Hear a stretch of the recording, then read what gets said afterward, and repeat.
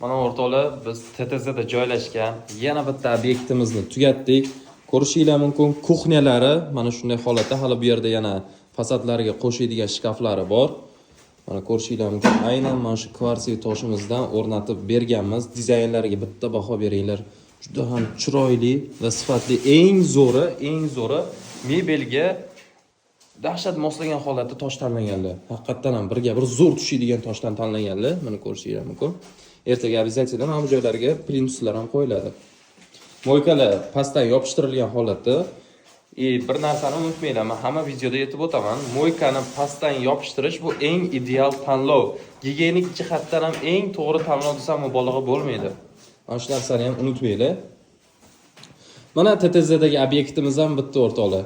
Agarda siz ham mebelingizga уже bu yil tugadi, keyingi yil 2026-yilga allaqachon rejalashtirgan bo'lsangiz, stoleshniца, ostrov qismlariga nima qo'yishni bilmayotgan bo'lsangiz, bemalol pastdagi raqamlarga murojaat qilishinglar mumkin. Hozirgi paytda kvarsiy tosh eng trendda yurgan tanlov. Ayniqsa bu yilning hisobiga ham juda ham zo'r ketdi. Уже MDFlar, har xil taxtalar qo'yish, boshqa materiallardan foydalanish уже trenddan qoldi. Hozirgi paytda kvarts уже premium klassga, уже hamma odamlar premium klassga o'tishni boshladi. Agar siz ham oshxona remontini boshlagan bo'lsangiz yoki tanishlaringiz bo'lsa, aynan o'sha tanishlaringizga bu videoni jo'natib qo'yishni unutmang. Sog' bo'linglar.